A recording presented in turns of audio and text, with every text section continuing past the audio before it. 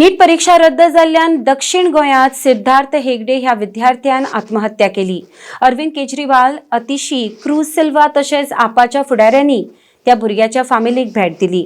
तरणाट्यांनी अशें पावल उखलचें न्हय म्हूण केजरीवालान आवाहन केलां। दर फावट अशी देशांत परीक्षा रद्द जावप हेंय योग्य न्हय म्हूण तांणी मुखार म्हळां। अर्डिक्स को ब्यूरो रिपोर्ट।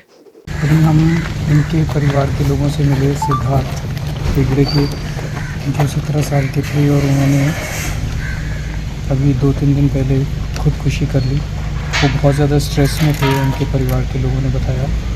मैं युवाओं से यही कहना चाहता हूँ कि इस तरह का कोई भी कदम कर लेना ठीक नहीं है।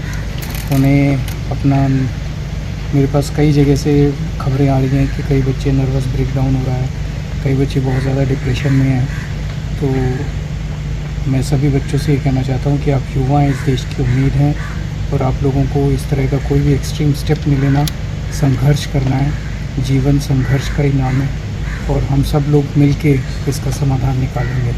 तो आप कोई भी प्लीज़ आप अपने आप को सब लोग संभालिए, कोई डिप्रेशन में नहीं जाएगा, कोई नर्वस ब्रेकडाउन नहीं करेगा। सब लोग मिलके संघर्ष करेंगे और इसका समाधान निकालेंगे। आपके बारे में नीट एग्ज़ाम कैंसिल होनी चाहिए या चालू रहनी चाहिए? वो नीट के एग्ज़ाम जो है नहीं, कैंसिल तो हो गई है। नहीं आगे भी ऐसे इस तरह से ये जो चल रहा है ये ठीक नहीं चल रहा है देश के अंदर। अगर साल दर साल बार बार नीट के एग्ज़ाम कैंसिल हो रहे हैं तो सब जाहिर तौर पे कोई छोटे मोटे लोग शामिल नहीं हैं, इसमें बहुत सारे लोग, बहुत बड़े बड़े लोग शामिल हैं। कल जब एक व्यक्ति पकड़ा गया, उसे जब पुलिस ले जा रही है तो उसे वो खुद ही कैमरा में लोगों को बोल रहा है कि आप छोटे छोटे लोगों को क्यों पकड़ रहे हैं, बड़े लोगों को क्यों नहीं पकड़ रहे हैं। तो बड़े लोगों को कैसे पकड़ा जाएगा, क्योंकि बड़े लोग पे सारी मशीनरी बड़े लोगों के कंट्रोल में है। तो युवाओं को इसके बारे में आंदोलन करना पड़ेगा, तभी इसका कुछ समझ। जो पकड़ा गया है वो बीजेपी के लीडर है, वो आप उसके बारे में क्या? बार बोल ही रहा हूँ कि इसके अंदर जो भी पेपर्स कैंसिल हो रहे हैं बीजेपी की सरकारों में हो रहे हैं। नीट के पेपर कैंसिल हो रहे हैं, उसमें पता चलता है कि बीजेपी की लीडर्स शामिल हैं। तो इसमें सीबीआई भी क्या करेगी? सीबीआई तो बीजेपी की सरकारों को रिपोर्ट करती है।